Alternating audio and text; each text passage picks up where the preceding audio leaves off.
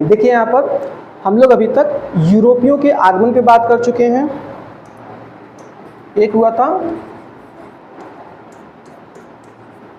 यूरोपियों का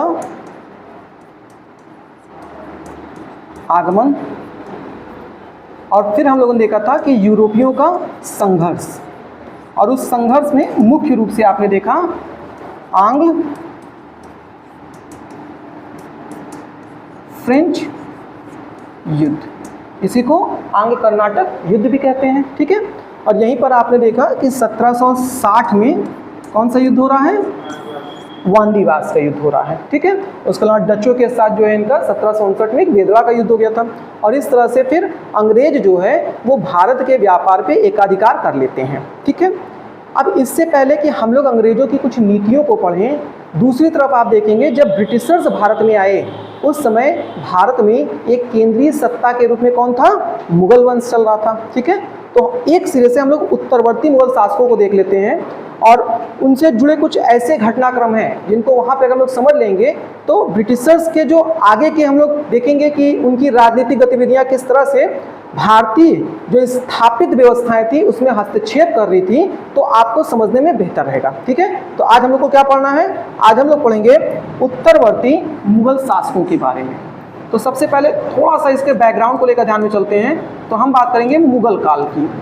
मुगल काल, अरे देखिए मुगल काल की जब लोग बात करते हैं तो पूरा मुगल काल कहाँ से है, पूरा मुगल काल आप देखेंगे 1526 कौन सा युद्ध होता है, पानीपत का प्रथम युद्ध। ठीक, और बाबर द्वारा मुगल वंश का स्थापना किया जाता है। उसके बाद आप देखते हैं 1857 की क्रांति हो जाती है, और इसी के बाद अंतिम मुगल बादशाह बहादुर शाह जफर या बहादुर शाह द्वितीय को क्या किया जाता है, भारत से निर्वासित कर दिया जाता है। और प्लस 1858 में ब्रिटेन की महारानी द्वारा घोषणा कर दिया जाता है कि अब जो है भारत वो ब्रिटिश सरकार के अधीन हो रहा है। ठीक है, मुगल साम्राज्य यहाँ से समाप्त होता है।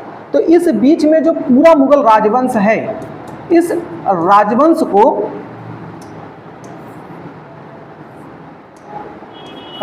को दो रूपों में देखा जाएगा। एक जिसे आप कहते हैं महान मुगल काल, और दूसरा जिसे आप कहेंगे उत्तरवर्ती मुगल काल, और चाहे तो पे महान मुगल शासक भी आप कह सकते हैं, और उसी तरह से क्या हो जाएगा, उत्तरवर्ती मुगल शासक। ठीक है, तो जहां हम लोग महान मुगल शासकों की बात करते हैं उसमें सबसे पहले आ जाता है बाबर।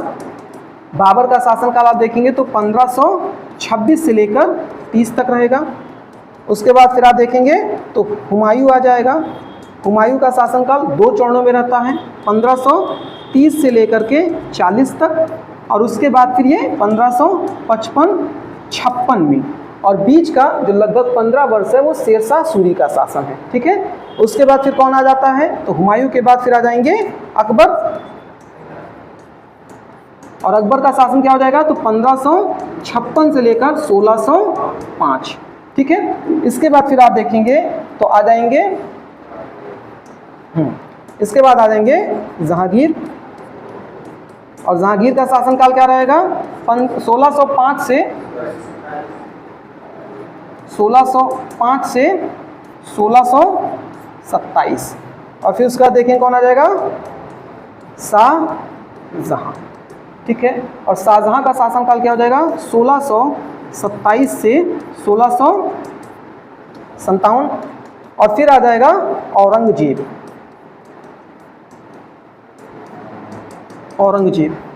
और औरंगजेब का शासनकाल क्या हो जाएगा, 1658 से 1707। अब देखिए इसे महान मुगल शासकों का काल इसलिए कहा जा रहा है क्योंकि इस समय पूरे भारत में जो केंद्रीय प्रशासन था वो मुगलों के अधीन था और एक शक्तिशाली स्थिति में था।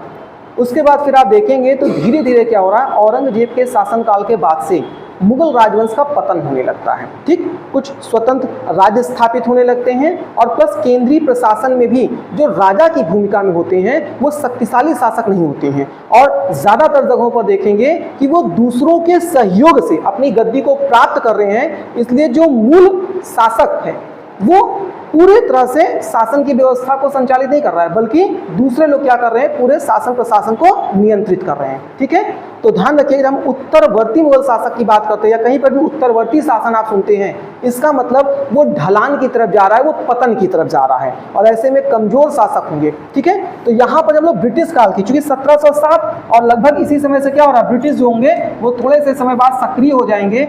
तो 1707 से लेकर कब तक, 1857 तक ये जो शासन काल होगा इसे हम लोग उत्तरवर्ती मुगल काल कहते हैं और यहाँ के शासक को उत्तरवर्ती मुगल शासक कहेंगे। ठीक है, तो इनके लिए बस एक बात ध्यान रखिएगा कि ये अयोग्य व कमजोर शासक थे, पहली चीज। और दूसरी चीज कि औरंगजेब की मृत्यु के बाद से उत्तरवर्ती मुगल काल जो था वो पतन की तरफ था, पतन की तरफ क्या था,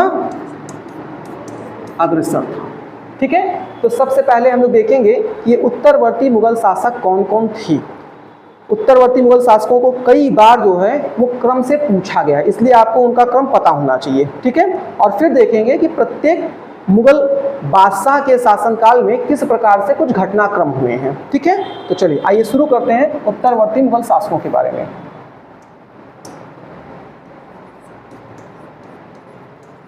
उत्तरवर्ती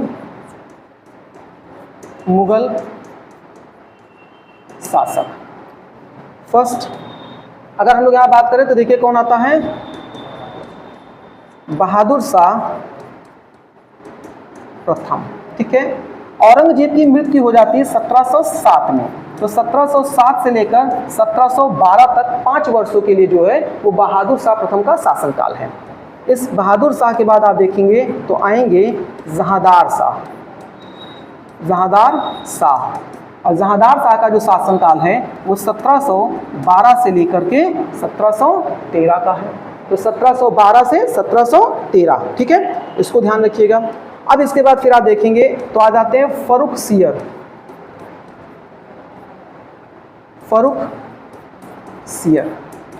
फर्रुखसियर के शासनकाल की बात हम लोग करेंगे तो ये 1713 से लेकर के कब तक के लिए हैं, 1719 तक।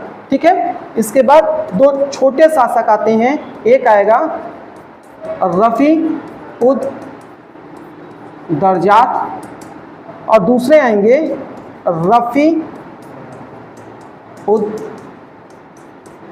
दौला। ठीक है, तो ये दोनों ही क्या थे, बहुत अल्प समय के लिए हैं, तो 1719 तक ही रहे। ठीक है, इसके बाद अगर हम लोग बात करें तो अब कौन आएगा, तो अब आएंगे मोहम्मद शाह।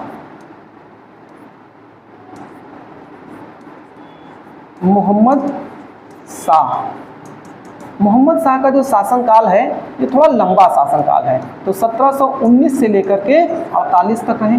मोहम्मद शाह के बाद कौन आएंगे, मोहम्मद शाह के बाद अहमद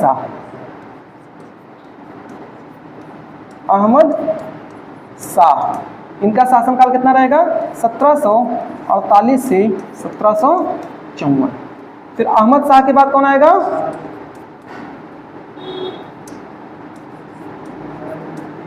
आलमगीर द्वितीय, और ये 4 साल के लिए रहेंगे 1754 से 58 तक। और आलमगीर द्वितीय के बाद आ जाएंगे शाह आलम द्वितीय। शाह आलम द्वितीय जो है इनका शासनकाल थोड़ा लंबा चलेगा, तो ये 1758 से कब तक रहते हैं, 1806 तक। और शाह आलम द्वितीय के बाद कौन आ जाता है, अकबर द्वितीय, और इनका कितना रहेगा 1806 से 1837 तक। और फिर आ जाएंगे बहादुर शाह द्वितीय, या इन्हीं को कहते हैं बहादुर शाह जफर। और बहादुर शाह द्वितीय, बहादुर शाह जफर का जो शासनकाल होगा वो कितना हो जाएगा, 1837 से 1857 तक। ठीक है। तो ये जिस तरीके से मैंने बताया है उसी तरीके से पहले आपको याद भी होना चाहिए, ठीक। तो मैं उम्मीद करके नहीं चल रहा हूँ कि आप लोग घर जाकर याद करेंगे, इसलिए प्रयास करिए यहीं पर हम लोग याद करके ही क्लास से बाहर निकलें, ठीक है। तो ज़्यादा नहीं, थोड़ा आराम से चलिए, एक साथ सबको याद करेंगे तो परेशान हो जाएंगे। पहले 2-2, 3-3 को पकड़िए, उसके बाद फिर धीरे धीरे करके आगे बढ़िए। सबसे पहला कौन है? हाँ, सबसे पहला कौन है?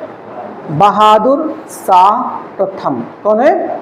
बहादुर शाह प्रथम। कितना है शासनकाल? 1707 से 1712, 5 वर्षों के लिए। दूसरे कौन है? जहांदार शाह। कितने समय के लिए आए हैं? केवल 1 वर्ष के लिए, 12 से 13, ठीक है। जहांदार शाह के बाद कौन आता है?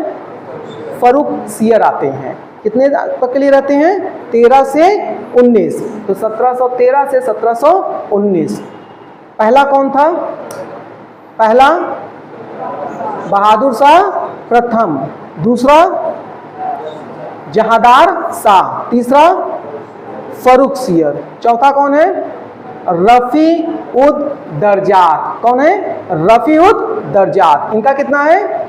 1719। और फिर आएंगे रफी उद दौला, यानी रफी उद दोनों में समान है, एक दर्जात हो जाएंगे और दूसरे दौला हो जाएंगे, ठीक है। इनका भी 19 रहता है। फिर कौन आते हैं? फिर मोहम्मद शाह। मोहम्मद शाह का शासनकाल कितना है?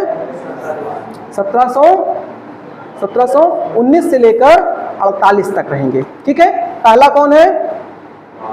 बहादुर शाह। दूसरा कौन है? जहांदार शाह। तीसरा कौन है? फर्रुखसियर। चौथा कौन है?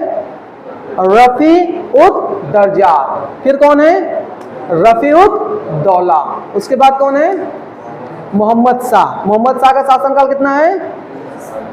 1719 से 1748। मोहम्मद शाह के बाद तो 2 शाह वाले आ गए, 2 रफी उद आ रहे हैं, फिर 2 शाह आ रहे हैं। पहला मोहम्मद शाह, दूसरा अहमद शाह। अहमद शाह का शासनकाल मात्र 4 वर्ष का, 1754 से 1758। उसके बाद फिर कौन आ रहा है? आलमगीर द्वितीय। आलमगीर द्वितीय। आलमगीर द्वितीय कितना रहेगा? कहाँ पे हम लोग गड़बड़ करती है? पहले मोहम्मद शाह है, मोहम्मद शाह का शासनकाल कितना है? 19 से 48। और फिर उसके बाद कौन आ रहा है? अहमद शाह आ रहे हैं। अहमद शाह का 48 से 54, ठीक है। फिर उसके बाद आ रहे हैं आलमगीर द्वितीय, उनका 54 से 58। क्योंकि ध्यान रखिएगा शाह आलम का शासनकाल लंबा है, ठीक। जो आप अंधा बादशाह के रूप में देखेंगे तो एक लंबी प्रक्रिया उसकी ना। तो 1758 से लेकर के 1806 तक कौन आ जाता है? शाह आलम द्वितीय आ जाते हैं। और फिर अकबर द्वितीय, और उसके बाद बहादुर शाह जफर या बहादुर शाह द्वितीय, ठीक है। याद हो गया ना? चलिए जल्दी से लिख के दिखाइए, याद हो गया तो लिखिए फटाक से। चलिए देखिए, तो अब हम लोग को यहाँ पे क्या करना है? एक एक शासक को लेकर के बात करना है, ठीक है। तो स्टार्ट करते हैं। देखिए ये तो बस आपने रफली देख लिया, एक एक शासक जैसे हम लोग आगे बढ़ेंगे आपको खुद ध्यान में आता रहेगा और याद भी रहेगा। तो हम लोग पहले उत्तरवर्ती मुगल शासक की बात करते हैं। कौन थे? बहादुर शाह प्रथम, ठीक है। इनका शासनकाल कितना है? तो 1707 में औरंगजेब की मृत्यु हो जाती है और 5 वर्ष के लिए रहते हैं, तो 1707 से 1712, ठीक है। अब आइए देखते हैं इनके समय की कुछ महत्वपूर्ण बातें। देखिए औरंगजेब जो था, जब उसका शासन चल रहा था तो औरंगजेब के शासनकाल में उसके पास 21 सूबा था, ठीक है। सूबा का अर्थ होता है प्रांत। मुगल प्रशासन में प्रांतों को सूबा कहते थे और इसीलिए आप सुनते थे सूबेदार के बारे में, ठीक है।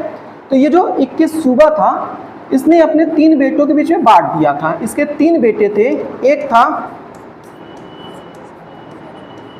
मुअज्जम, दूसरा था आजम और तीसरा था काम बख्श। जब हम लोग मुअज्जम की बात करते हैं तो इसने क्या किया? इनको 12 प्रांत दिया था, ठीक है। आजम को जो है ये 6 प्रांत दिया था और काम बख्श को क्या किया? 3 प्रांत दिया था। इस तरह से औरंगजेब ने अपने जीते जी ही अपने पूरे साम्राज्य का जो वितरण था या बंटवारा था वो अपने पुत्रों के बीच में कर दिया था, ठीक है। लेकिन जब औरंगजेब की मृत्यु हो जाती है तो औरंगजेब की मृत्यु के बाद जो इसका पहला पुत्र आप देख रहे हैं, कौन? मुअज्जम। ये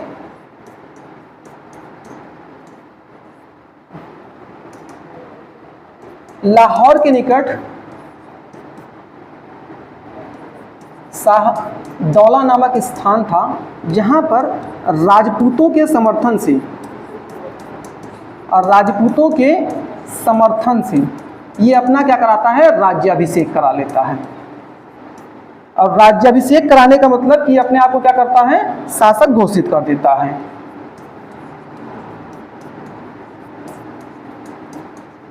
लेकिन इसके जो दो भाई थे इसी बीच वो भी क्या करते हैं, अपने उत्तराधिकारी का एक तरह से दावेदारी प्रस्तुत करते हैं। इसलिए यहाँ पर क्या होता है, एक उत्तराधिकारी का युद्ध होता है, ठीक है। तो उत्तराधिकार का जो युद्ध होता है इसको अपने दोनों भाइयों से लड़ना पड़ता है। एक चीज ध्यान रखिएगा, मुअज्जम ही जब अपने आप को शासक घोषित करता है तो उसी समय अपना नाम क्या कर लेता है, बहादुर शाह प्रथम कर लेता है, ठीक है। आइए अब देखिए, जो मुअज्जम अपने आप को जब शासक घोषित कर लेता है तो पहला युद्ध किसके साथ लड़ता है, पहला मुअज्जम था, दूसरा कौन था, आजम था, और तीसरा कौन था, कामबख्श था। तो पहले ये आजम के साथ 1708 में एक युद्ध लड़ता है। कौन सा युद्ध था, जजाऊ का युद्ध था, ठीक है। और यहाँ पर क्या होता है, बहादुर शाह प्रथम की विजय हो जाती है। फिर उसके बाद ये क्या करता है, 1709 में अब अपने दूसरे भाई के साथ ये जजाऊ का युद्ध ये लड़ता है, किसके साथ, आजम के साथ। और फिर हैदराबाद का युद्ध, हैदराबाद या इसी को बीजापुर का युद्ध भी कहते हैं, बीजापुर का युद्ध ये अपने दूसरे भाई कामबख्श के साथ लड़ता है, कामबख्श के साथ, ठीक है। और इस तरह से दोनों भाइयों को पराजित करके फिर ये उत्तराधिकार का युद्ध जीतता है और फिर यहाँ पर निर्विरोध एक तरह से ये शासक बन जाता है, ठीक है। अब हम लोग देखते हैं कि जब ये शासक बन जाता है तो किस प्रकार की नीति को अपनाता है, ठीक है।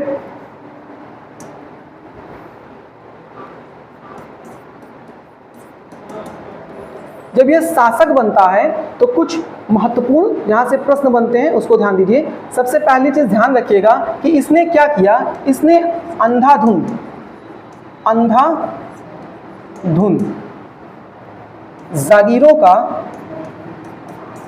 जागीरों का व ओहदों का क्या किया, बंटवारा किया या बांटना शुरू किया।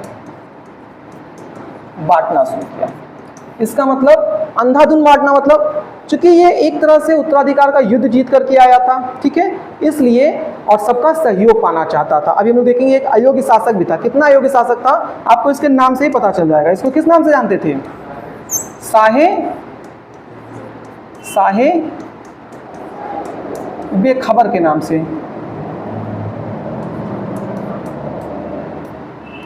ठीक है। तो आप जानते हैं, या तो आप इतने शक्तिशाली हो कि जो भी आपके विरोध में जाए सबका आप दमन कर दें, तब आप क्या करते हैं, एक नीति के तहत चलते हैं।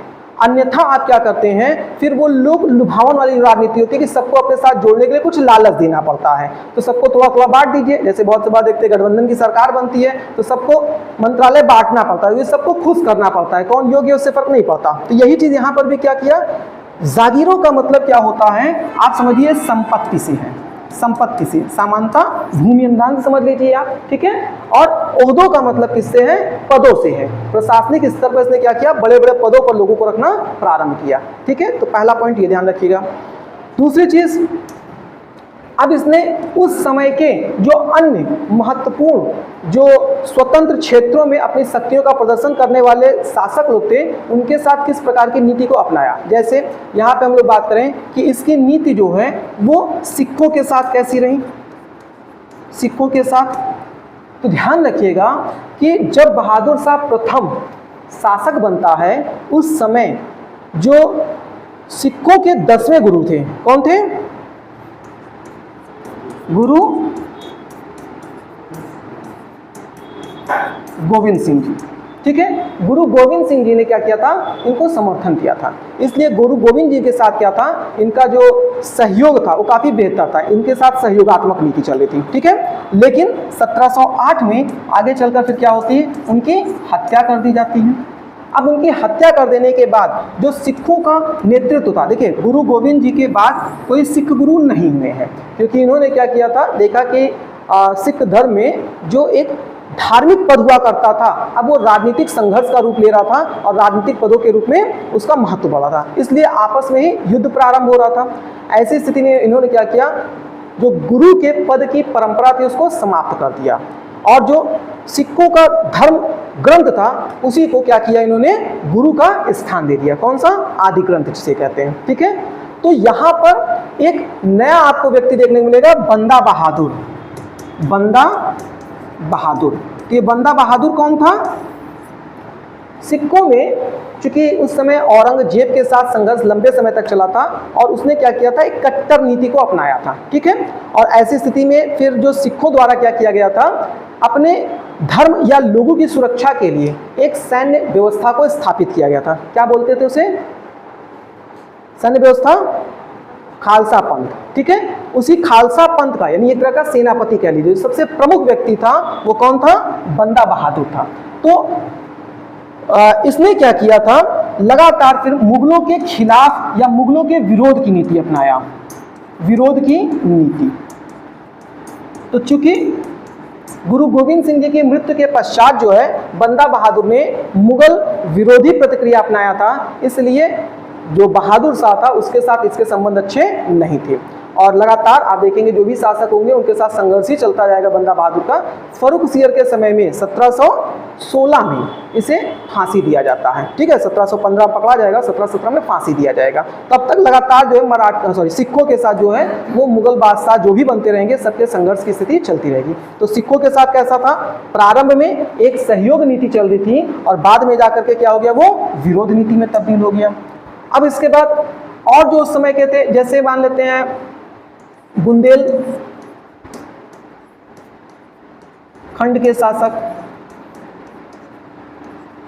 ठीक है, कौन थे, छत्रसाल। छत्रसाल, इनके साथ भी इनकी नीति कहती थी तो सहयोगात्मक नीति थी या मित्रवत व्यवहार था। इसी तरह से अगर हम लोग जाट शासकों की बात करें,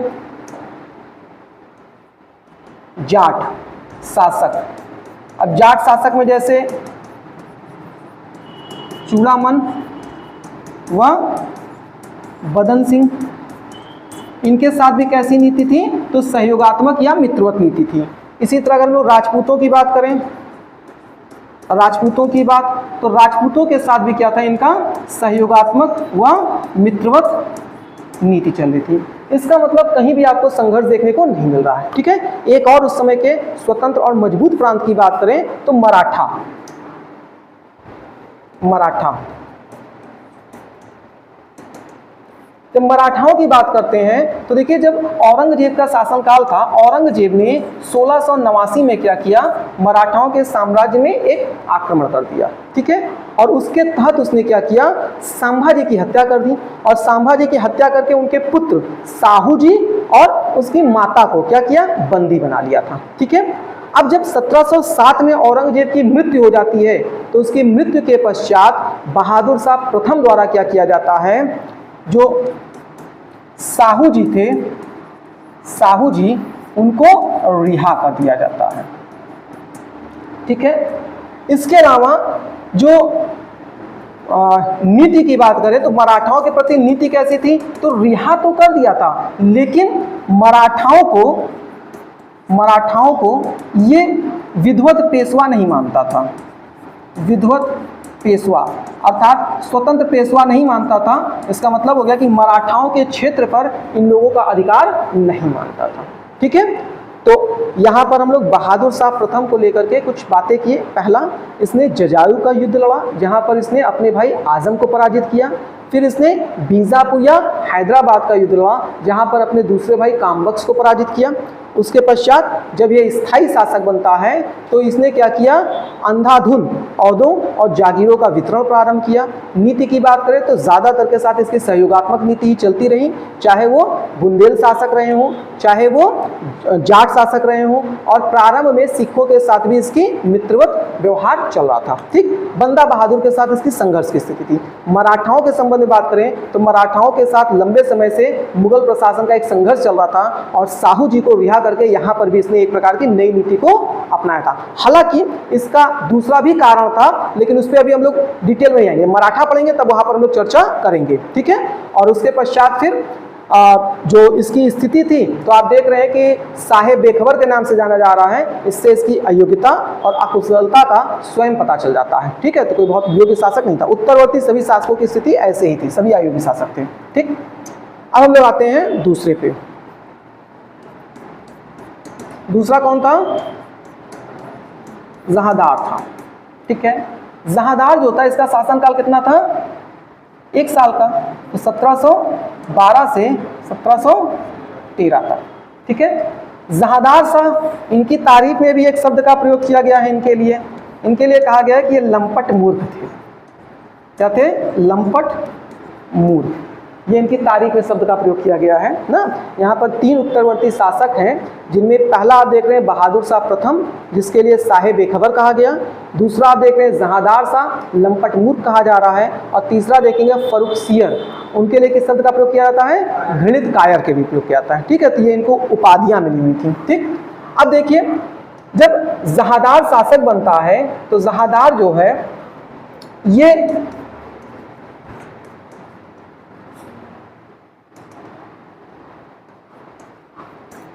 जुल्फिकार खां की सहायता से शासक बनता है। ठीक है, और जुल्फिकार खां की सहायता जब शासक बनता है तो इसको क्या करता है? ये वजीर का पद दे देता है। कौन? जहादार शाह जुल्फिकार खां को क्या करता है?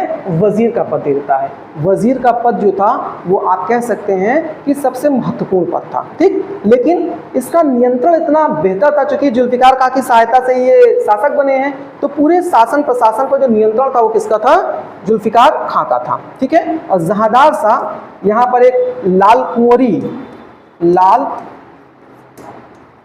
कुंवरी नामक वैश्या थी, जिसके साथ संबंधों की वजह से ये चर्चा में थे। ठीक, ये प्रश्न भी पूछा गया है कि मतलब किस मुगल बादशाह का संबंध जो है वो लाल कुंवरी नामक वैश्या के साथ था। ठीक, ये संबंध प्रश्न पूछा गया है, तो यहाँ पे ध्यान रखिएगा। एक तो ये बात रही। अब दूसरे स्तर पे बात करें तो इन्होंने किस प्रकार की नीति को अपनाया? पहली चीज ध्यान रखिएगा, जो बहादुर शाह प्रथम था उसने क्या किया था? अंधाधुन जागीरों और औहदों का वितरण प्रारंभ किया था। तो इन्होंने सबसे पहला काम क्या किया कि जो औहदा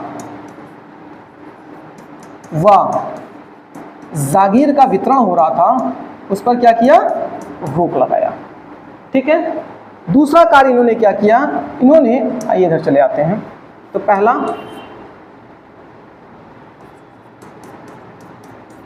जागीर व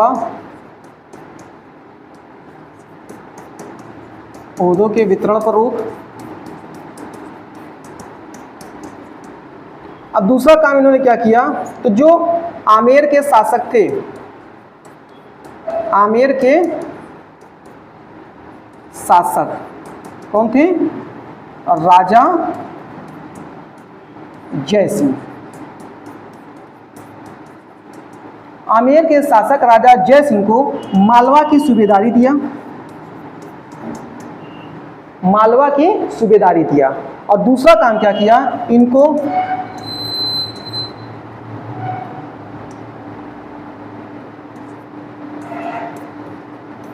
सवाई राजा की उपाधि दिया था। ठीक है, एक शासक थे अजीत सिंह,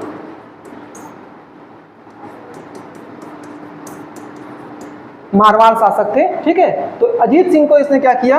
इसने गुजरात की सूबेदारी दिया, गुजरात की सूबेदारी, और इन्हें महाराजा की उपाधि दी। महाराजा की उपाधि। ठीक है, तो 2 ये पॉइंट ध्यान रखिएगा। इसके अलावा जब हम नीति की बात करते हैं तो बुंदेल शासकों के साथ मित्रवत संबंध चल रहे थे, जो जाट शासक थे उनके साथ तक भी मित्रवत संबंध चल रहे थे। और रही बात सिक्कों की, तो सिक्कों में बंदा बहादुर आ चुका था, और बंदा बहादुर के साथ क्या था, लगातार, क्योंकि बंदा बहादुर ने मुगल विरोधी प्रक्रिया अपनाई थी, तो सभी मुगल बादशाहों का क्या था, उसके साथ संघर्ष चल रहा था, तो उसके साथ नीति अच्छी नहीं लगी। अब जहाँ तक मराठाओं की बात आती है तो मराठाओं को इनकी तरफ से कुछ सहयोग मिला, तो मराठाओं को लेकर के मराठा इनको क्या किया, इन्होंने 6 प्रांतों की स्वायत्तता दे दिया। अर्थात मराठा क्षेत्र के जो 6 प्रांत थे वो इनको इनके प्रशासन के लिए दे दिया। ठीक है, और यहाँ पर क्या किया, जो मराठा साम्राज्य में, जब आप आगे पढ़ेंगे तो पढ़ेंगे, 2 प्रकार की कर प्रणाली चलती थी। कौन सी? हाँ, एक सरदेशमुखी और दूसरी चौथ। ठीक है, इन दोनों कर का तो अधिकार दिया, लेकिन कर वसूली का अधिकार नहीं दिया। इसका मतलब यहाँ पर जो कर वसूली का काम था वो मुगलों के द्वारा होता था, और मुगल उसमें से अपना हिस्सा लेकर के फिर बचा हुआ जो कर होता था वो मराठाओं को दे देते थे। इस तरह से अगर आप देखेंगे तो मराठाओं के साथ इनके संबंध कुछ बेहतर हुए हैं, क्योंकि इससे पहले की स्थिति तो और भी आपको खराब दिखाई दे रही है। ठीक है, तो पहला बहादुर शाह, दूसरा जहादार शाह। जहादार शाह के विषय में 3-4 पॉइंट ध्यान रखिएगा। सबसे पहले इसने क्या किया, जुल्फिकार खां की मदद से गद्दी प्राप्त किया। दूसरा, इसने अंधाधुंध जो अवधों व जागीरों का वितरण होता है उस पर रोक लगाया। तीसरा, मराठाओं को इसने क्या किया था, सरदेशमुखी व चौथ का अधिकार दिया, लेकिन उसकी वसूली जो है वो मुगल नियंत्रण में रखा था। ठीक, इसके अलावा ये किस नाम से जाना जाता था, तो इसे लंपट मूर्ख कहते थे। ठीक है, अब हम लोग आ जाते हैं तीसरा,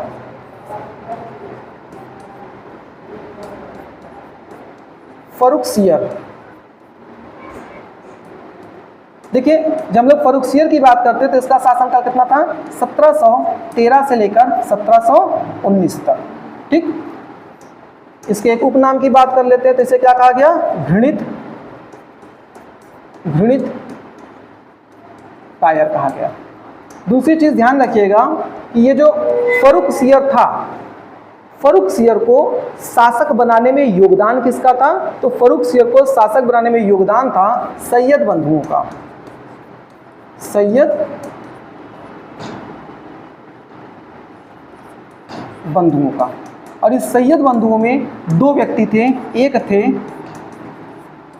अब्दुल्ला खां और दूसरा था हुसैन खां। ठीक है, हम लोग जिस प्रकार देखें कि जब जहादार शाह जुल्फिकार खां की सहायता से शासक बन रहा है तो उसको उसका लाभ मिला, वजीर का पद मिला। उसी तरह से यहाँ पर सैयद बंधु, आगे भी देखेंगे इनको मतलब शासक निर्माता कहा जाता है। अभी आगे आप कई शासकों को देखेंगे, इन्हीं के द्वारा उनको गद्दी बैठाई जाएगी। ठीक, गद्दी मिलेगी। तो यहाँ पर जो अब्दुल्ला खां था इसको भी कुछ लाभ मिला, इसको क्या बना दिया गया, इसको वजीर बनाया गया। और जो हुसैन खां था इसको क्या बनाया गया, इसको मीर बख्शी बनाया गया। मीर बख्शी जानते हैं कौन होता है, हाँ, कटप्पा जानते हैं ना, कटप्पा मीर बख्शी था। इसका मतलब जो सेना का प्रमुख है, जिसे आज आप सेनापति कहते हैं, मुगल प्रशासन में उसी क्या कहते थे, मीर बख्शी कहते थे। ठीक है, अब देखिए 1719 में ये सैयद बंधुओं ने क्या किया, मराठाओं के साथ एक संधि किया था, और उस संधि के तहत क्या किया था, मराठाओं को अब वहां पर जो सरदेशमुखी और चौथ जो कर था उसके वसूली का भी पूरा अधिकार दे दिया जाता। इसका मतलब यहाँ पर और उनको जो है एक लाभ मिला, और बदले में क्या किया था, तो उनसे 15,000 क्या प्राप्त किया था, 15,000 क्या लिया था, और ध्यान रखिएगा, हाँ, कुछ सैनिक लिया था। इसके अलावा ध्यान रखिएगा यहाँ पर कि फर्रुखसियर के शासनकाल में कुछ और महत्वपूर्ण घटना क्या है। 1715 जो बंदा बहादुर की हम लोग जिक्र कर रहे हैं, तो ये बंदा बहादुर क्या गया है, पकड़ा गया है अपने सहयोगियों के साथ, और 1716 में इसे क्या कर दिया गया, फांसी दे दिया गया। तो 1715 बंदा बहादुर पकड़ा जा रहा है, 1716 बंदा बहादुर को फांसी दी जा रही है। ठीक है, इसके अलावा और क्या हो रहा है, तो 1717 की एक महत्वपूर्ण घटना, 1717 महत्वपूर्ण घटना क्या थी, हाँ, यहाँ पर व्यापार का मैग्ना कार्टा प्राप्त हो रहा है। मैग्ना कार्टा, जब आप लोग यूरोपियों का आगमन पढ़े थे तो वहाँ पर देखे थे किसकी अध्यक्षता में आ रहा है दूतमंडल, हाँ, जॉन सरमन की अध्यक्षता में यहाँ पर एक शिष्टमंडल आता है, ठीक है, दूतों का समूह आता है, जिसमें डॉक्टर हैमिल्टन के बारे में भी आपने देखा था, ठीक है। तो यहाँ पर क्या हो रहा है, इनको कुछ स्वतंत्र व्यापार का अधिकार प्राप्त हो रहा है। कहाँ पर, एक सूरत में, दूसरा बंगाल में। बंगाल में कितना वार्षिक कर था, 3000, सूरत में कितना था, 10,000। और इसके अलावा एक क्या प्राप्त हुआ था, जो बंबई में सिक्के इनके चल रहे थे ब्रिटिशर्स के, उस सिक्के को पूरे भारत में मान्यता दे दी गई थी, और इसी को क्या कहा गया था, ये व्यापार का मैग्ना कार्टा कहा गया था, ठीक है। तो ये प्रक्रिया कहाँ चली है, ये फर्रुखसियर के ही शासनकाल में चली है, ठीक। अब चूंकि फर्रुखसियर के ऊपर पूरी तरह से नियंत्रण किसका था, वो सैयद बंधुओं का था, और शासन प्रशासन में उसकी प्रत्येक नीति पर उनका हस्तक्षेप होता था।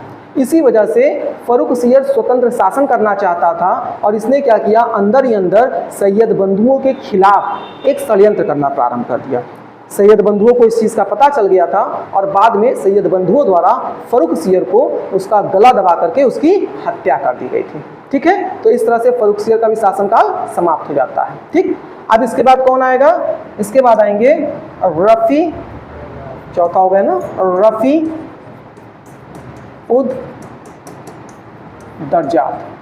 जब हम लोग रफ़ी उद दर्जात की बात करते हैं, बहुत छोटे समय के लिए थे, 1719 में आए और 1719 में ही चले गए। तो इनको क्षय रोग की बीमारी हो गई थी, क्षय रोग यानी टीबी की बीमारी हो गई थी। और फिर उसके बाद ध्यान रखिएगा, उत्तरवर्ती मुगल शासकों में सबसे कम समय के लिए जो शासक आया था वो रफ़ी उद दर्जात था, ठीक। इसके बाद फिर आते हैं रफ़ी उद दौला, ये भी ज़्यादा दिन नहीं रह पाते हैं, सब अल्पवयस्क थे, और ये क्या आते हैं 1719 में ही समाप्त हो जाते हैं, ठीक। इनको क्या हो जाता है, तो इनको डायरिया या पेचिस की बीमारी कह लीजिए हो जाती है, ठीक है, पेचिस की बीमारी हो जाती है, और इनका भी क्या होता है, देहांत हो जाता है। और ये दोनों किसके द्वारा बनाए गए थे, ये दोनों ही सैयद बंधुओं के सहयोग से, सैयद बंधुओं के सहयोग से, ठीक है। और इसके बाद फिर कौन आता है, मोहम्मद शाह आते हैं, वो भी सैयद बंधुओं के ही सहयोग से शासक बनाए जाएंगे।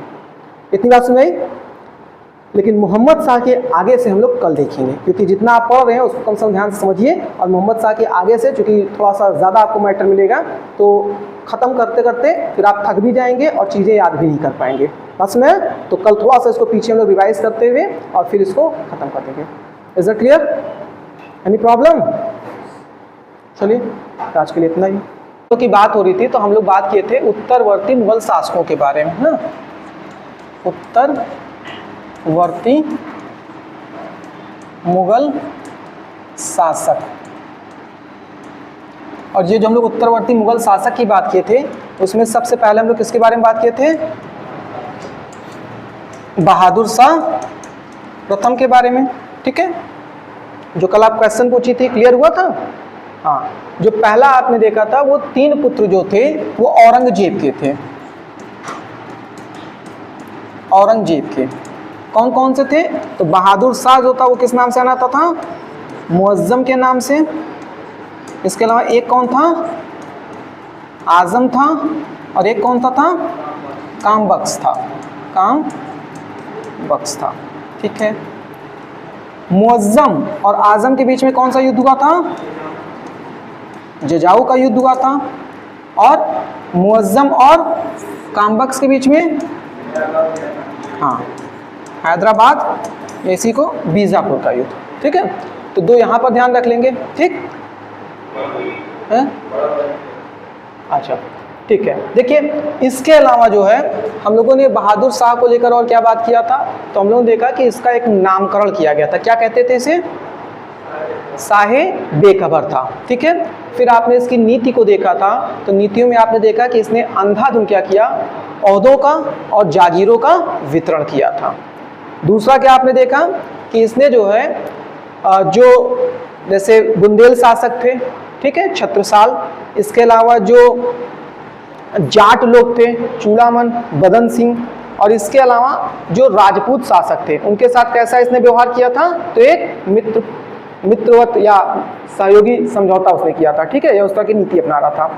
इसके अलावा अगर हम लोग बात करें तो जो सिख थे, तो सिख में पहले जो 10वें गुरु हुए थे गुरु गोविंद साहब, उनके साथ इनका कैसा संबंध था, अच्छा संबंध था, ठीक है। इसके बाद फिर आप देखें कि उनके बाद बंदा बहादुर आ जाता है जिसके साथ इनके संघर्ष प्रारंभ हो जाते हैं।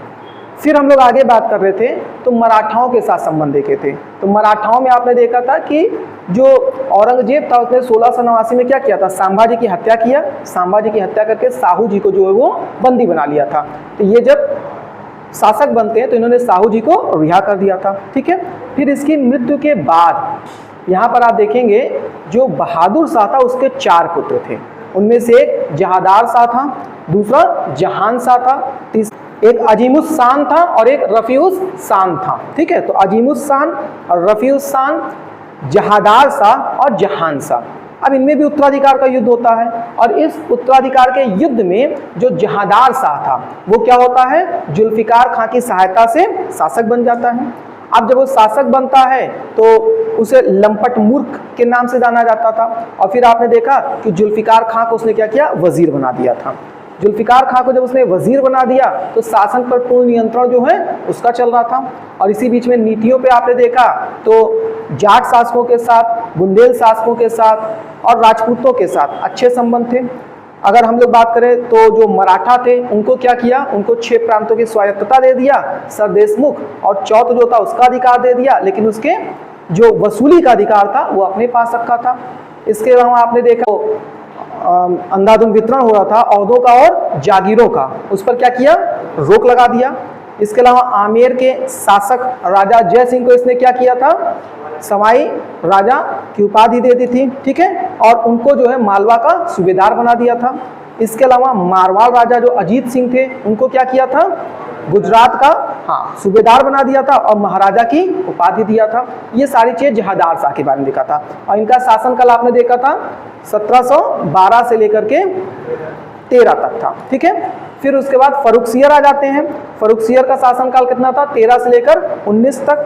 फर्रुखसियर को घृणित कायर के नाम से जाना जा रहा था। इनको शासक बनाने में 2 भाइयों का विशेष योगदान था, जिनको एक उसमें अब्दुल्ला खां था और दूसरा हुसैन खां था। फर्रुखसियर जब शासक बनते हैं तो फर्रुखसियर ने क्या किया था, अब्दुल्ला खां को वजीर बना दिया था और जो हुसैन खां था उसे मीरबख्शी बना दिया था, ठीक है। इसके बाद आपने देखा कि जो जहादार शाह था, जो फर्रुखसियर था उसके शासनकाल में और क्या हो रहा है, तो बंदा बहादुर को 1715 में पकड़ा जा रहा है, 1716 में फांसी दे दिया जा रहा है, 1717 में जॉन सरमन की अध्यक्षता में एक दूतमंडल आ जाता है। इसके अलावा 2 पॉइंट कल ध्यान नहीं आया था तो उसको ध्यान रखिएगा कि जो फर्रुखसियर था उसके समय में जो जजिया कर होता था उसको समाप्त कर दिया गया था और तीर्थ यात्रा पर भी लगने वाले करों को समाप्त कर दिया गया था, ठीक है। इसके अलावा इसी के समय में जो सैयद बंधु थे वो 1719 में क्या करते हैं, मराठाओं के साथ एक संधि कर लेते हैं और जिस संधि के तहत उनको उनके क्षेत्रों में एक संपूर्ण अधिकार दे देते हैं, यानी जो सर देशमुख और चौथ का जो कर का उनको अधिकार नहीं मिला था उस अधिकार को भी वापस दे देते हैं, ठीक है, यानी वसूली का भी अधिकार दे देते हैं, ठीक है। इतनी चीजें फिर हम लोग देखे थे 1719 में 2 और छोटे छोटे शासक आ जाते हैं, उसमें एक रफीउद्दर्जात था और एक रफीउद्दौला था। रफीउद्दर्जात जो था वो सबसे कम समय के लिए शासक बना और इसके अलावा ध्यान रखिएगा कि जो सबसे कम समय के लिए शासक बना तो वो क्या हुआ था, टीबी के रोग से उसकी मृत्यु हो गई थी। और उसके अलावा फिर कौन आता है, रफीउद्दौला, जो बाद में 6 रोगियों से मृत्यु हुई थी। इतनी चीजें कल हम लोगों ने किया था, क्लियर है। आगे बढ़ा जाए, चलिए अब हम लोग बात करते हैं मोहम्मद शाह के बारे में। मोहम्मद शाह, जब हम लोग मोहम्मद शाह के बारे में बात करते हैं तो ध्यान रखिएगा इनका जो शासन काल है वो कितना है, 1719 से लेकर के कितना 48 तक है। 1719 से लेकर के 48 तक इनका शासनकाल है, ठीक है। मोहम्मद शाह के समय में ध्यान रखिएगा इसको भी जो शासक बनाने का श्रेय जाता है, शासक बनाने का श्रेय वो किसको जाता है, सैयद बंधुओं को ही जाता है, सैयद बंधुओं को। और इसीलिए जो सैयद बंधु थे उनको क्या कहा जाता था, उनको बादशाह निर्माता कहा जाता था, बादशाह निर्माता। आइए देखिए, जो सैयद बंधु थे इनके लिए ध्यान रखिएगा, क्योंकि सैयद बंधुओं ने क्या किया था, फर्रुख सियर के समय में क्या हो रहा था, जब सैयद बंधुओं के खिलाफ या विरोध में एक दल सक्रिय हो रहा था, यानी उसके खिलाफ, क्योंकि फर्रुख सियर स्वतंत्र शासक करना चाहता था और वो जानता था कि जो सैयद बंधु लोग हैं वो उस पर नियंत्रण स्थापित कर रहे हैं। इस वजह से क्या हुआ, जो षड्यंत्र हो रहा था उसके बारे में सैयद बंधुओं को पता चल गया और फर्रुख सियर की उसने गला घोट करके हत्या कर दी। अब जब मोहम्मद शाह शासक बनता है तो इसको पहले से अंदाजा था कि जब ये किसी को शासक बनाता है तो पहला काम तो उसको अपने नियंत्रण में रखता है, लेकिन जहाँ कहीं उसको नियंत्रण में किसी भी प्रकार की समस्याएं दिखाई देती हैं तो ऐसे में फिर क्या होता है, ऐसे में वो उसकी हत्या करा देता है। ठीक, तो देखिए मोहम्मद शाह, एक और चीज यहाँ पे देख लेते हैं, इसे किस नाम से जानते थे, बादशाह था, रंगीला बादशाह। ठीक है, इसे रंगीला बादशाह के नाम से जाना जाता था। ठीक, अब देखिए इसके समय में क्या हो रहा था, तो सैयद बंधुओं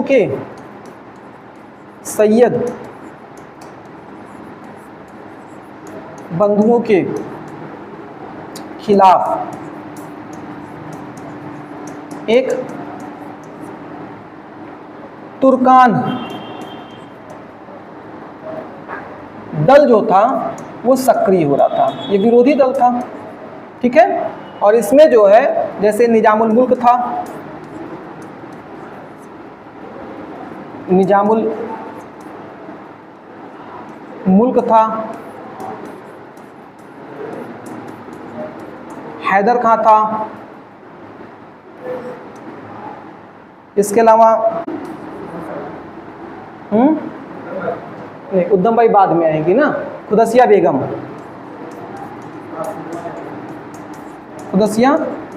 थी।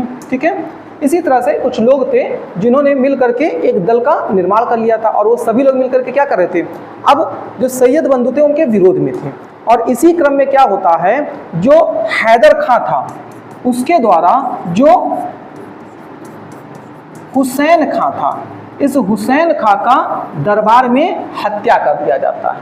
ठीक है, और जैसे ही मतलब उसका भाई उस समय जो अब्दुल्ला खां था वो बाहर रहता है, जैसे उसको पता चलता है तो अब वो बदले के लिए क्या करता है, एक बड़ी सेना लेकर के दिल्ली की तरफ आक्रमण करता है। और रास्ते में क्या होता है, एक युद्ध होता है जिसमें क्या होता है, अब्दुल्ला खां जो होता है उसको भी बंदी बना लिया जाता है और बंदी बनाने के पश्चात फिर बाद में उसको विष दे करके उसकी हत्या कर दी जाती है। इस तरह से जो आप देखेंगे सैयद बंधु थे उनका जो पूरा आप कह सकते हैं चैप्टर है वो यहीं पर समाप्त हो जाता है। ठीक है, अब हम लोग आगे की बात करें तो मोहम्मद शाह के समय में क्या क्या महत्वपूर्ण घटनाएं हो रही हैं, आइए देखते हैं। देखिए सबसे पहली चीज, चूंकि इनका शासनकाल क्या है, 1719 से लेकर के कितना है, 1748। तो अब इस बीच में आप ध्यान रखेंगे कि यहाँ पर आप देखेंगे तो जो 1739 की घटना है, 1739 क्या होता है, नादिर शाह का आक्रमण होता है, नादिर शाह का आक्रमण, आगे हम लोग पढ़ेंगे इसको।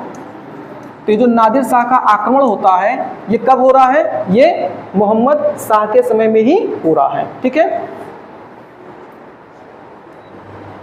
इसके अलावा और यहाँ पर क्या होगा, इसी के समय में कुछ स्वतंत्र राज्य बनते हैं। इस स्वतंत्र राज्य में कौन कौन सा है, जैसे आप देखेंगे अवध,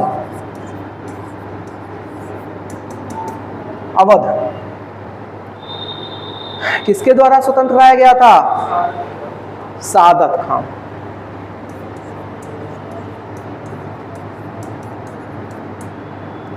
इसके अलावा हम लोग बात करें हैदराबाद, हैदराबाद कौन किया था, निजामुल मुल्क, या इसी को चिनकिलिस खां के नाम से भी जाना जाता है। ठीक है, तो दो यहाँ पे ध्यान रखिएगा। इसके अलावा और अगर हम लोग देखें तो कर्नाटक, कर्नाटक कौन स्वतंत्र कराया था,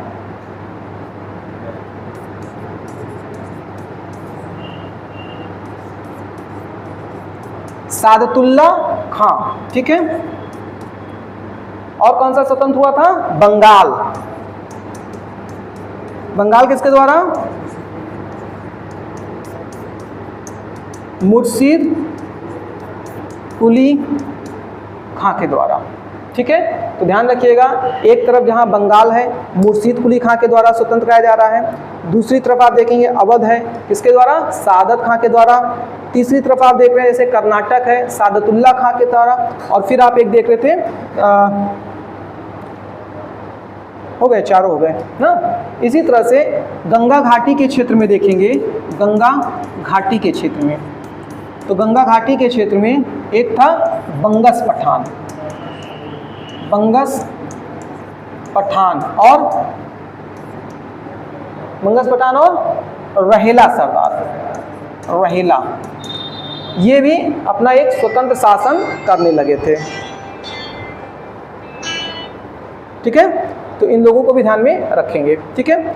तो ये जो पूरे आप देख रहे हैं स्वतंत्र राज्य जो बन रहे हैं, ये सारे स्वतंत्र राज्य किसके समय में हो रहे हैं? मोहम्मद शाह के समय में, ठीक है। तो मोहम्मद शाह के समय में कुछ आपको महत्वपूर्ण चीजें ध्यान रखना है। क्या रखना है? पहला आपको ध्यान रखना है कि मोहम्मद शाह के समय में जो सैयद बंधु थे उनको मार दिया गया। दूसरा ध्यान रखना है कि इसी के समय में नादिर शाह का आक्रमण होता है।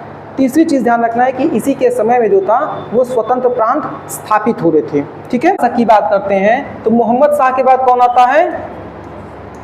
अहमद शाह आता है, ठीक है। इसका शासनकाल कितना है? 1748 से लेकर के 54 हो जाएगा, ठीक है। ध्यान रखिएगा, ये जो अहमद शाह था इसका जन्म जो था वो एक नर्तकी के द्वारा हुआ था, नर्तकी के द्वारा, ठीक है।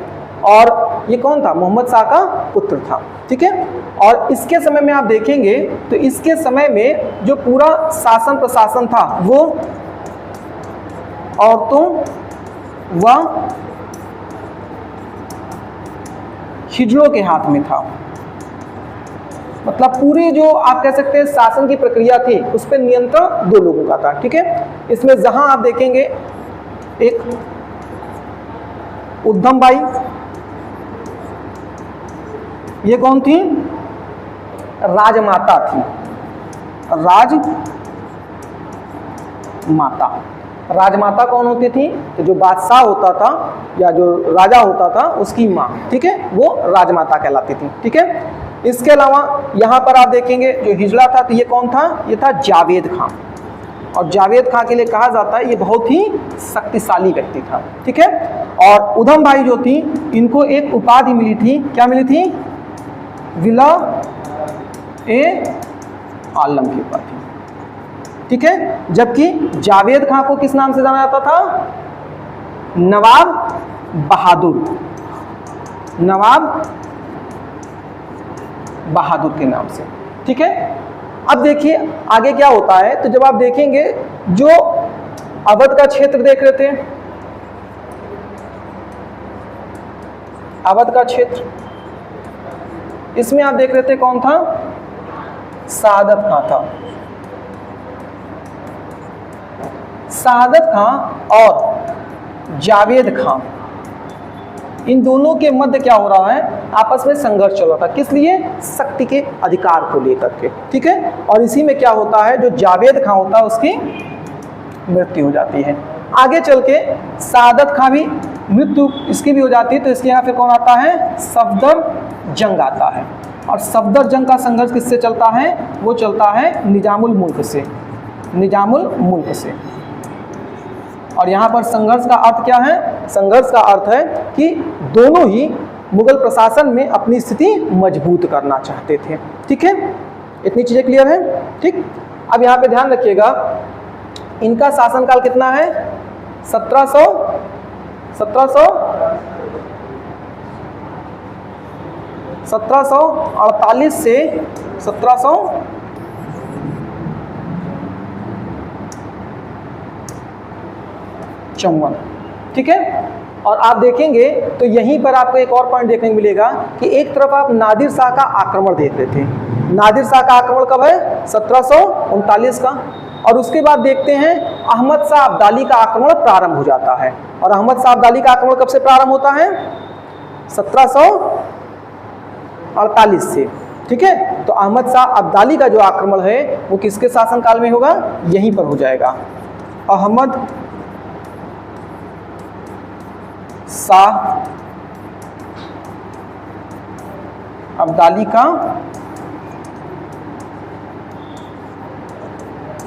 आक्रमण, ठीक है। ध्यान रखिएगा, ये जो हम लोग पढ़ रहे हैं कौन सा शासक है? अहमद शाह। अहमद शाह एक इतना अयोग्य शासक था जिसकी अयोग्यता का पता आपको इससे ही पता चल जाएगा कि इसने क्या किया था। काबुल का शासक अपने मात्र 2.5 वर्ष के एक पुत्र को बनाया था।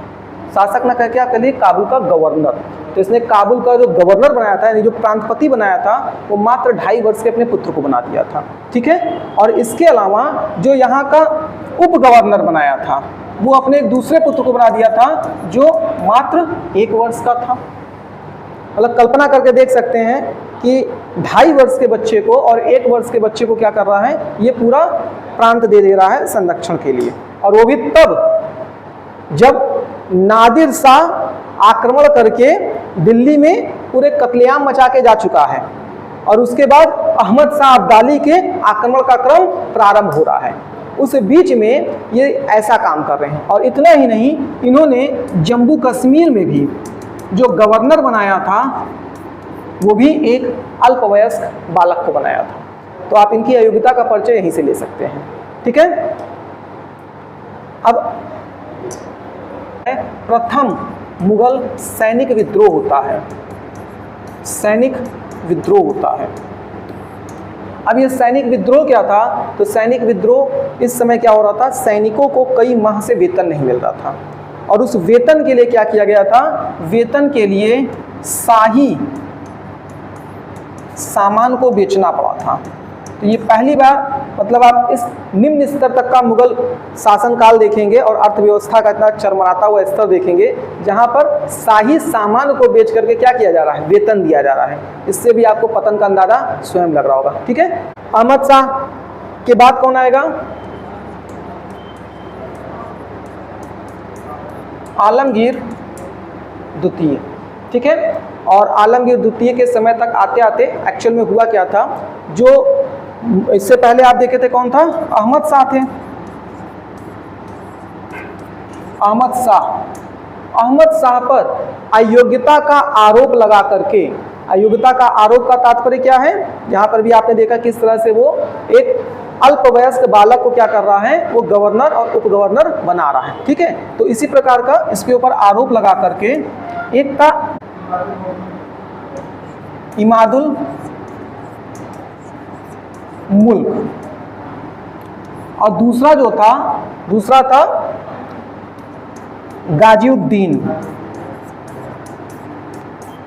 गाजिउद्दीन, ठीक है। इन दोनों ने क्या किया था, हत्या कर दिया था। तो जिस तरह से आप देखेंगे कि एक समय सैयद बंधुओं का पूरी तरह से नियंत्रण चल रहा था शासक निर्माता के रूप में, उसी तरह से यहाँ पर आप देखेंगे फिर तो इमादुल मुल्क और गाजिउद्दीन, इन दोनों ने क्या किया था, शासकों के निर्माण में महत्वपूर्ण भूमिका निभाई थी। तो इन्हीं के द्वारा क्या होता है, ये अहमद शाह की हत्या कर दी जाती है और उसके पश्चात फिर क्या होता है, आलमगीर द्वितीय, इसके लिए ज़्यादा कुछ है नहीं,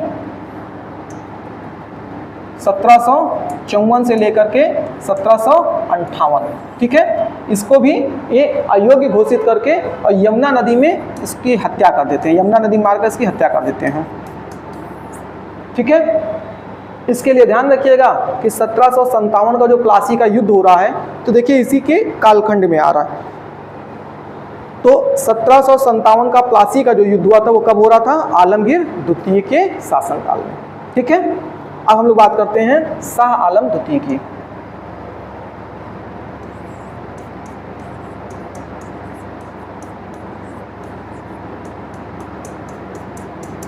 शाह आलम द्वितीय, अगर हम लोग शाह आलम द्वितीय की बात करें तो यहाँ पर ध्यान रखिएगा इसका शासनकाल थोड़ा लंबा है, 1759 से 1806 तक, ठीक है। और शाह आलम द्वितीय जिस समय एक्चुअल में शाह आलम द्वितीय कौन था, तो आलमगीर द्वितीय का पुत्र था। ठीक है, तो जिस समय आलमगीर द्वितीय की हत्या की गई उसी समय क्या था, ये बिहार में था, और बिहार से इसने क्या किया, अपने आप को बादशाह घोषित कर दिया, बादशाह। ठीक है, लेकिन उसी समय दिल्ली के क्षेत्र में क्या था, तो दिल्ली के क्षेत्र में इमादुल मुल्क और गाजिउद्दीन जो थे वो सक्रिय थे, और उन्होंने क्या किया, एक बालक को, तो दिल्ली में क्या करता है, एक अल्पवयस्क जो बालक था उसको ये क्या करता है, गद्दी पर बैठा देता है। ठीक है, तो इस तरह से जब 1759 में ये शासक बन रहा है, 1759 से 1772 तक इसे क्या करना पड़ता है, इसे दिल्ली से एक प्रकार से निर्वासित रहना पड़ता है, यानी दिल्ली के क्षेत्र को छोड़ करके वहाँ से बाहर रहना पड़ता है। ठीक है, अब ध्यान रखिएगा कि जब ये बाहर रहता है तो 1772 में से क्या होता है, फिर मराठों का संरक्षण प्राप्त होता है। जब मराठों का संरक्षण प्राप्त होता है तो मराठों के संरक्षण से फिर ये क्या होता है, पुनः शासक बनता है। बहुत ही बदकिस्मत शासक था ये। देख रहे हैं 59 से 72 तक क्या हुआ, बाहर रहा, मराठाओं के सहयोग से किसी तरह से क्या होता है, शासक बनता भी है। तो उसके बाद क्या था, इसका एक सरदार था, रहला एक सरदार था। ठीक है, और उस सरदार द्वारा क्या किया जाता है, इसकी आंख निकाल ली जाती है। अब ये कैसा हो गया, अंधा बादशाह हो गया, और पुनः इसके हाथ से गद्दी चली जाती है, बंदी बना लिया जाता है।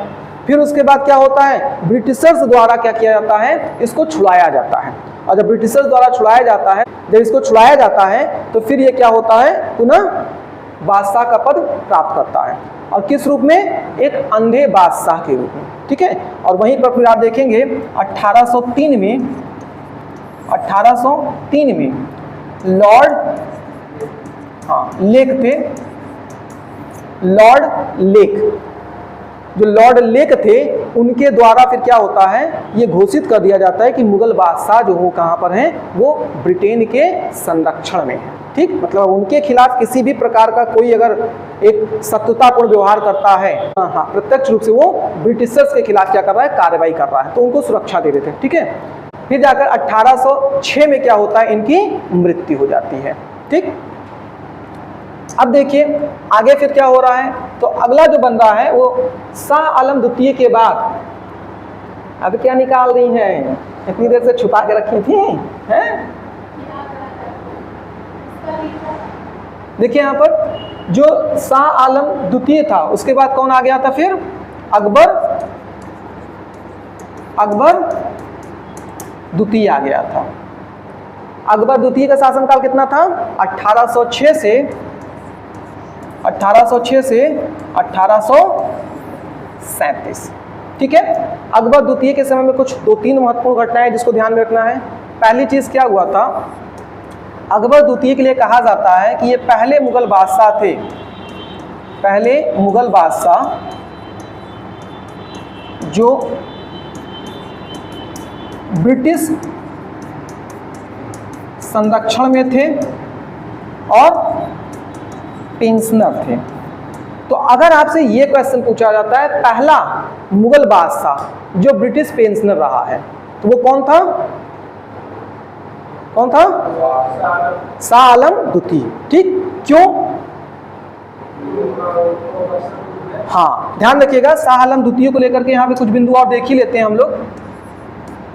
शाह आलम द्वितीय, ठीक है, तो देखिए जब आप इनका पूरा शासनकाल देख रहे हैं तो शाह आलम द्वितीय का जो शासनकाल था वो कितना था, 1759 से लेकर के 1806।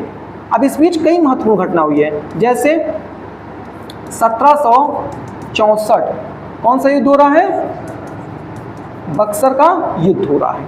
फिर उसका देखेंगे 1765, हाँ युद्ध नहीं बल्कि संधि हो जा रही है, इलाहाबाद की संधि। और इसी इलाहाबाद की संधि के तहत आपने देखा था जो अवध का क्षेत्र मुगलों के हाथ से जा रहा था, उसके नहीं बंगाल का क्षेत्र, बंगाल का क्षेत्र जो मुगलों के हाथ से गया था उसके बदले में वो 25 लाख पेंशन देना तय किया गया था। तो वो केवल एक क्षेत्र के लिए पेंशन था, इसलिए पहला पेंशनर वो था। लेकिन जब हम अकबर द्वितीय की बात करेंगे तो अकबर द्वितीय क्या था, पूरी तरह से जो मुगल प्रशासन था उस पर ब्रिटिश संरक्षण हो चुका था और अब बादशाह पेंशनर हो चुका था। ठीक है, तो ये दो प्रश्न आपको अलग अलग तरह से पूछाता है। इसके अलावा इनके शासनकाल में देखेंगे तो 1759 में आपको वेदला का युद्ध दिखाई देगा और 1760 में आपको वांडी वास का युद्ध दिखाई देगा। ठीक है, तो कई महत्वपूर्ण घटनाएं यहाँ पर हुई हैं। ठीक, तो अब हम लोग आते हैं जो हम लोग बात कर रहे थे अकबर द्वितीय के बारे में। ध्यान रखिएगा, अकबर द्वितीय ब्रिटिश संरक्षण में पहला पेंशनर था। अब इसकी भी पेंशन जो हो गई थी बंद हो गई थी, तो ऐसे में इसने क्या किया था, जो राजा राम मोहन राय हैं, इन्होंने ब्रिटेन जाकर के वहाँ के महारानी से पेंशन वापस प्रारंभ कराने के लिए इनको मतलब भेजने का प्रयास किया था कि वहाँ पर जाएं और वहाँ की महारानी से क्या करें, थोड़ा सा निवेदन करें, अनुरोध करें कि उनका पेंशन जो है वो वापस चालू कर दिया जाए। ठीक है, और उसी समय वास्तव में इनका नाम क्या था, राम मोहन राय, और इन्होंने क्या किया था, राजा की उपाधि दी थी। ठीक है, और आपने पढ़ा होगा कि राजा राम मोहन राय जो है आधुनिक भारत के प्रथम भारतीय माने जाते हैं जो समुद्र की यात्रा करके ब्रिटेन गए थे। उनके जाने का मकसद ये था कि जो भारत की समाज में एक मान्यता व्याप्त थी कि विदेश यात्रा करने वाला व्यक्ति अछूत माना जाता है, ये उस परंपरा को तोड़ना चाहते थे। इनकी भी अपनी कुछ अलग आवश्यकताएं थी। अब जब ये वहां पर पहुंचते हैं तो 1833 में क्या होता है, ब्रिस्टल में इनकी मृत्यु हो जाती है। ठीक है, अब इसके बाद जो अगला बादशाह हम लोग को देखना है वो कौन है, बहादुर शाह। ठीक, बहादुर शाह द्वितीय या इसी को बहादुर शाह जफर भी कहते हैं। इसका जो पूरा काल है वो 1837 से लेकर के 1857 तक है। ठीक है, अब ध्यान रखिएगा, चूंकि बहादुर शाह कुछ कविताएं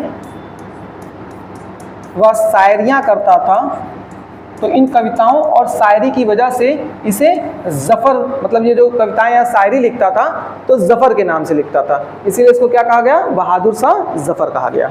ठीक है, दूसरी चीज ध्यान रखिएगा, जब 1857 की क्रांति हो रही है तो 1857 की क्रांति में क्रांतिकारियों द्वारा इसे अपना नेतृत्वकर्ता यानी अपने प्रमुख के रूप में चुना गया और उसी समय इन्हें एक उपाधि दी गई थी। क्या दी गई थी, शहंशाह ए हिंदुस्तान। ठीक है, इसकी उपाधि दी गई थी। और बाद में फिर क्या हुआ, 1857 में जब विद्रोह का दमन किया गया तो इनको पकड़ करके कहाँ भेज दिया गया था, रंगून भेज दिया गया था और वहां पर जाकर के फिर इनकी मृत्यु हो जाती है। ठीक है, अब इसके आगे 1 नवंबर 1858, इनकी मृत्यु 1862 में होती है। 1 नवंबर 1858 को महारानी विक्टोरिया द्वारा ये घोषित कर दिया जाता है कि भारत का जो प्रशासन है अब वो ब्रिटिश संरक्षण में है और यहीं से फिर मुगलों का जो सत्ता था वो पूरी तरह से समाप्त हो जाता है। ठीक, मुगल पूरा शासन प्रशासन यहाँ से समाप्त हो जाता है। क्लियर है? ठीक है, देखिए थोड़ा सा कहाँ से बात शुरू हुई थी, बात शुरू हुई बहादुर शाह प्रथम से, फिर हम लोग पहुँचे जहांदार शाह तक, फिर हम लोग बात किए फरुख सियर तक, फिर हम लोग बात किए इसके बाद रफ़ी उद दर्जात की, फिर हम लोग बात किए रफ़ी उद दौला की, फिर हम लोग बात किए मोहम्मद शाह की, फिर हम लोग किसकी बात किए, अहमद शाह की, उसके बाद हम लोग बात किए आलमगीर द्वितीय की, फिर बात किए शाह आलम द्वितीय की, फिर उसके बाद बात किए अकबर द्वितीय का, और फिर हम लोग बात किए बहादुर शाह द्वितीय के बारे में। क्लियर है? कोई प्रॉब्लम नहीं? तो मतलब मैं पूछूं फिर, तो सब क्लियर है तो पूछ लेता हूं। पूछूं? चलिए बताइए 1857 की क्रांति के समय मुगल बादशाह कौन था? बहादुर शाह। जजायु का युद्ध किसके किसके बीच हुआ था? मुअज्जम और आजम के बीच। ठीक है। 1764 बक्सर के युद्ध के समय मुगल बादशाह कौन था? शाह आलम द्वितीय। किस ब्रिटिश बादशाह ने घोषणा कर दी कि अब मुगल बादशाह हमारे संरक्षण में है?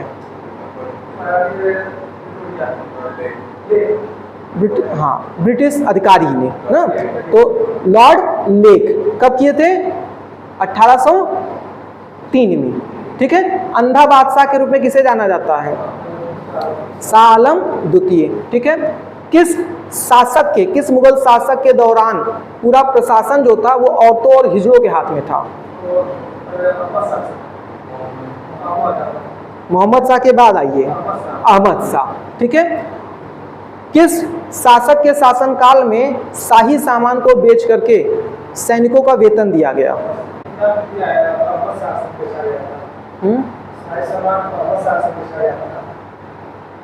हाँ, अहमद शाह के समय बताया था ना। अहमद शाह क्या बताया? मोहम्मद शाह बताए थे उसमें।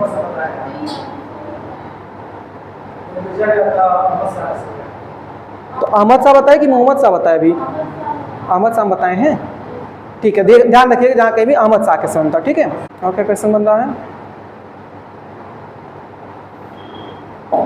हैदराबाद का युद्ध किस किस के बीच हुआ था? ठीक है। नादिर शाह का आक्रमण किसके समय हुआ? नादिर शाह का आक्रमण मोहम्मद शाह के समय में। अहमद शाह अब्दाली का आक्रमण अहमद शाह के समय में। ठीक है। क्लियर है? चलिए, इतना बहुत है।